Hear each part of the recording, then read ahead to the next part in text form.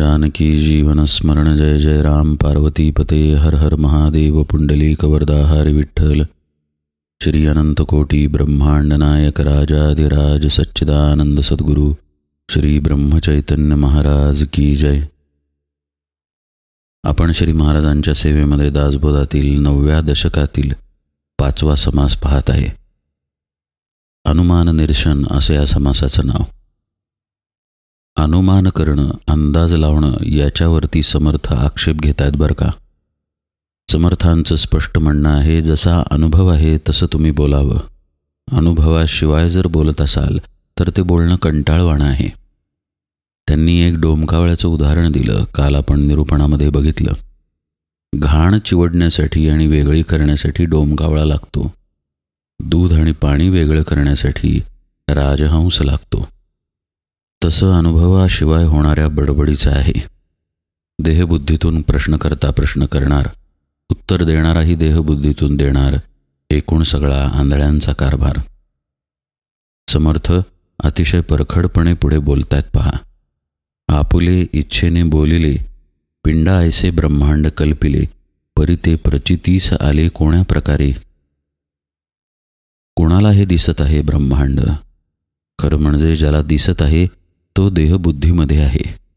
पूर्णपणे भासात्मक ब्रह्मांड आपल्याला दिसत आहे, पण आधी त्या ब्रह्मांडाला सत्य मानलं आणि ते मानायच्या आधी आपण स्वतःच्या देहाला सत्य मानलेलं आहे। मग देहाच्या सापेक्ष ब्रह्मांडाचा अनुभव येतो आणि मग जे पिंडामध्ये आहे ते ब्रह्मांडामध्ये आहे अशी कल्पना केली जाते। कल्पनाच सगळी बरं का। आणि मग मनात येईल ते मनुष्य बोलून दाखवतो अशी पद्धत आहे। पण याला पुरावा काय असं समर्थ म्हणतायत। म्हणून हा अवघाचा अनुमान, अवघे कल्पनेचे रान, भली न घ्यावे आडनानं तस्करी घ्यावी। या असल्या भानगडीत चोरट्यांनी, ढोंगी माणसांनी शिरावं। कल्पनेच्या रानामध्ये जाणत्यानं शिरू नये। सगळा हा अनुमानाचा खेळ आहे असं समर्थ म्हणतात। अहो, मुळात दृश्य मिथ्या आणि त्या दृश्याला अनुभवणारा पण मिथ्या। सगळेच मिथ्या असताना असे प्रश्न उद्भवतील कसे? आणि मग वाक्य बोलायचं, जे पिंडामध्ये आहे ते ब्रह्मांडामध्ये आहे, हे काही तारतम्यात बसत नाही, तर्कात बसत नाही असं समर्थ सांगतायत आपल्याला। कल्पून निर्मिले मंत्र, देवते कल्पना मात्र, देव नाही स्वतंत्र मंत्राधीन। समर्थांनी आता उदाहरण दिलेलं आहे की आपण कल्पनेनं देवता निर्माण करतो। देवता अस्तित्वात नाही असं समर्थ म्हणत नाही आहेत बरं का। विपर्यास कृपया कुणीही करू नये। समर्थ फक्त कल्पना समजावून देत आहेत। काल्पनिक पद्धतीनं आपण देवतांना मानतो आणि त्यांचं अस्तित्व मानल्यामुळं अनेक प्रकारच्या अडचणी किंवा प्रश्न निर्माण होतात। त्याचंही विवरण पुढे समर्थ करतायत पहा। काय घडतं? कुणीतरी मनात मंत्र रचतो आणि त्या मंत्राच्या कल्पनेतून देवता निर्माण करतो। त्या मंत्रानंच देवतेची प्राणप्रतिष्ठा करतो, म्हणजे ती देवता मंत्राच्या अधीन आहे असा मग अर्थ त्यातून निघतो। प्रत्यक्षतः देवत्व स्वतंत्रच राहतं आणि बाकी सगळं कल्पनेत येतं। समर्थ म्हणतायत, येथे न बोलता जाणावे, बोलणे विवेका आणावे, आंधळे पाऊली ओळखावे विचक्षणे। या गोष्टी स्पष्टपणे बोलण्यासारख्या नाहीत असं समर्थ म्हणतायत। मनातल्या मनात ज्याचं त्यानं हे ओळखून असावं की शास्त्र काय आहे आणि विद्वान काय सांगत आहेत।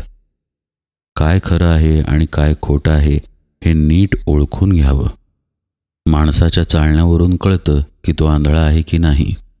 त्याप्रमाणे जे बोललं जातंय ते अनुभवाचं आहे की नाही हे जरा परीक्षण करून बघावं असं समर्थ म्हणतायत। जयास जैसे भासले, तेणे तैसे कवित्व केले, परी हे पाहिजे निवडिले प्रचितीने।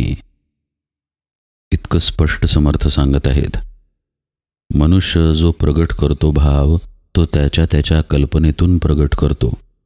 मग काव्यरूपानं देवतेचं वर्णन असेल किंवा एखाद्या प्रसंगाचं किंवा वस्तूचं वर्णन असेल, पण तो जे सांगत आहे ते खरं आहे की नाही हे अनुभवानं ठरवलं गेलं पाहिजे। नुसत्या अंदाजानं तिथं वर्तन करून चालणार नाही। देवतांना कल्पना केल्यानंतर कसे प्रश्न निर्माण होतात हे सांगताना समर्थ काय म्हणतायत बघा. ब्रह्मयाने सकळ निर्मिले, ब्रह्मयास कोणे निर्माण केले, विष्णूने विश्व पाळिले, विष्णूस पाळिता कवणू. एक प्रश्न समोर ठेवला समर्थांनी. ब्रह्मदेवाची आपण कल्पना केली की त्यानं हे सगळं विश्व निर्माण केलं. मग प्रश्न निर्माण होतो की ब्रह्माला कुणी निर्माण केलं. विष्णूची आपण कल्पना केली की याचा पालनकर्ता एक विष्णू आहे. मग प्रश्न निर्माण होतो की विष्णूला कुणी निर्माण केलं. अशाच पद्धतीनं पुढचे प्रश्न आहेत. समर्थ काय म्हणतायत पहा. रुद्र विश्वसंहार करता, परी कोण रुद्रास संहारिता, कोण काळाचा नियंता कळला पाहिजे.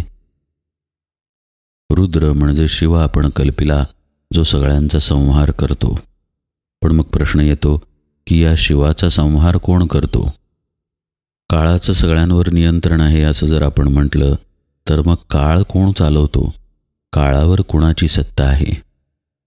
समर्थ म्हणतायत याचा कळेना विचार, तो अवघा अंधकार, म्हणून या सारासार विचार करणे.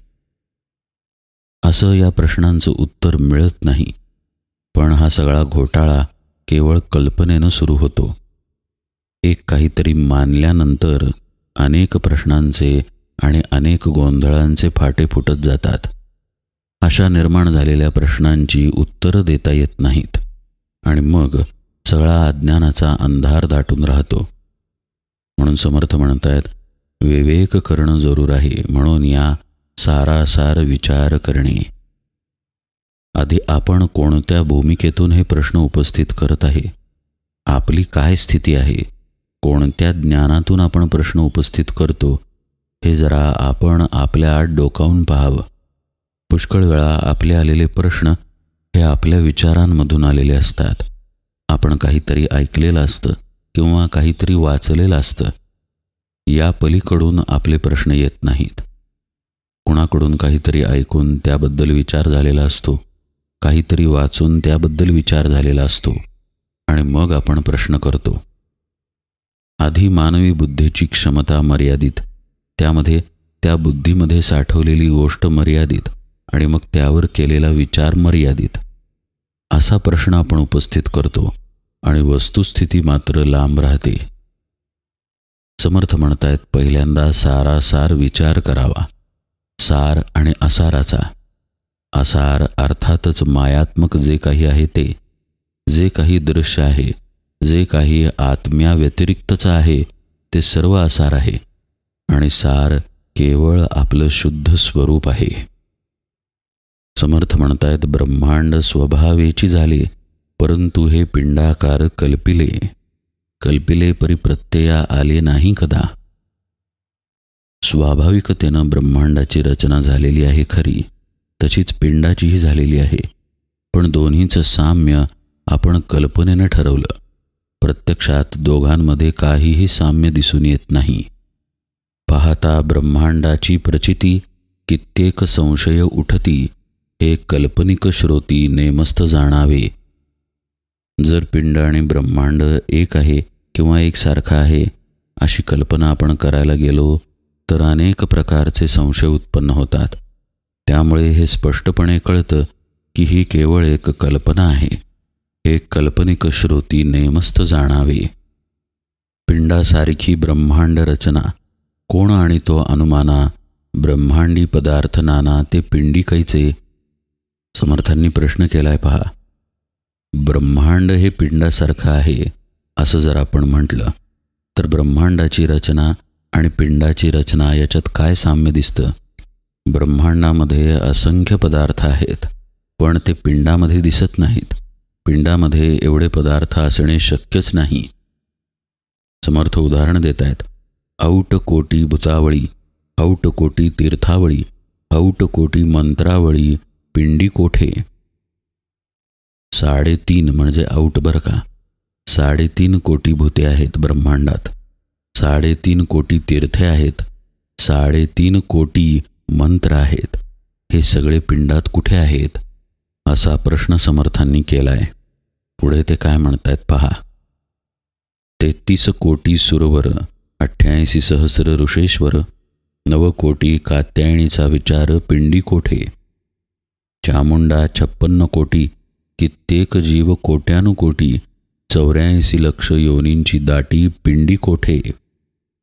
ब्रह्मांडी पदार्थ निर्माण झाले, पृथकाकारे वेगळ आले, तेही तितुके निरोपिले पाहिजेत पिंडी. 33 कोटी देव आहेत म्हणतात समर्थ ब्रह्मांडामध्ये. देहात कुठे आहेत ते देव? 88 सहस्र ऋषीश्वर आहेत, 9 कोटी कात्यायनी आहेत, या कुठे देहामध्ये आहेत?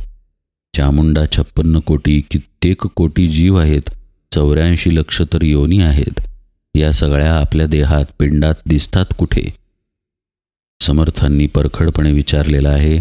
वेगवेगळ्या आकाराचे कितीतरी पदार्थ ब्रह्मांडामध्ये निर्माण झालेले आहेत, ते सगळे पिंडामध्ये आहेत असं दाखवता येणं शक्य नाही. ब्रह्मांडी पदार्थ निर्माण झाले, पृथकाकारे वेगळ आले, तेही तितुके निरोपिले पाहिजेत पिंडी. समर्थ म्हणतात, जितुक्या औषधी तितुकी फळे, नाना प्रकारी रसाळे, नाना बीजे धान्ये सकळे, पिंडी निरोपावी. ब्रह्मांडामध्ये जर पाहिलं तर असंख्य प्रकारच्या वनस्पती आहेत, तशीच असंख्य रसाळ फळे आहेत, नाना प्रकारची बी बियाणे आहेत, नाना प्रकारची धान्ये आहेत. ही सगळी पिंडात कुठे आहेत मला दाखवा बरं. हे सगळं पिंडामध्ये दाखवता येणं शक्य नाही आहे. हे सांगता पूर्वेना तरी उगेची बोलवेना, बोलिले न येता अनुमाना लाजीरवाणी. ब्रह्मांडाचा विस्तार इतका विशाल आहे की तो सांगून संपणार नाही. म्हणून पिंड ब्रह्मांडाची रचना एकसारखी आहे असं उगाच अंदाजानं बोलू नये. तर्कामध्ये जर ते बसणारं नसेल तर आपलं बोलणं लाजीरवाणं ठरतं. तरी हे निरोपिले नवचे, फुकट बोलता काय वेचे, या कारणे अनुमानाचे कार्य नाही. पिंड आणि ब्रह्मांड हे समान आहेत हे दाखवता येत नसताना उगाचच बोलायला काय जातंय असा समर्थांनी प्रश्न केलाय. म्हणून या बाबतीत उगीचच कल्पना करण्यात काहीही अर्थ नाही. या कारणे अनुमानाचे कार्य नाही. समर्थ पुढे म्हणतात, 5 भूते ते ब्रह्मांडी आणि 5ची वर्तती पिंडी, याची पहावी रोकडी प्रचिता आता. खरा अर्थ काय आहे जे पिंडी ते ब्रह्मांडी हे समर्थ आता समजावून सांगतायत. बाह्यदृष्टीनं हे कळणार नाही. सर्व विश्व 5 महाभूतांनी बनलेलं आहे.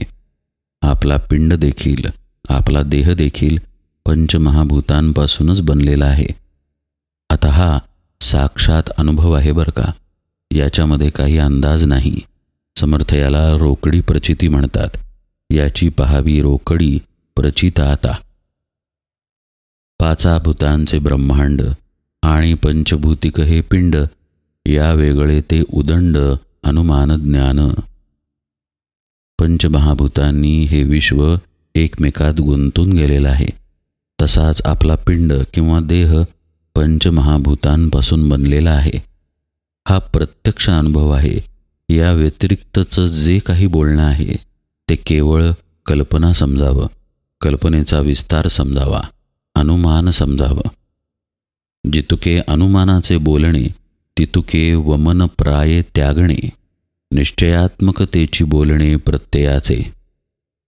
अंदाजानं जर काहीही बोललं, त्या बोलण्यामागे जर अनुभव नसेल तर ते बोलणं एखादी उलटी ज्याप्रमाणे त्याज्य असते तसं त्याज्य आहे. अनुभव घेऊन मग बोललं पाहिजे. अनुभवाचं बोलणं पाहिजे आणि नुसतं अनुभवाचं नाही तर निश्चयात्मक पाहिजे. श्रोत्याचा मूळ प्रश्न होता की याचं एकीकरण समजावून सांगा, पण त्यावर समर्थांनी परखड उत्तर दिलं. समासाच्या शेवटी ते म्हणतात, जेची पिंडी तेची ब्रह्मांडी, प्रचित नाही की रोकडी, पंचभूतांची तातडी दोहीकडे. वस्तुस्थिती बघायला गेली तर जे पिंडामध्ये आहे ते ब्रह्मांडात आहे असं काहीही दिसून येत नाही. मात्र दोघांकडे पंचमहाभूतांचं मात्र साम्य आहे.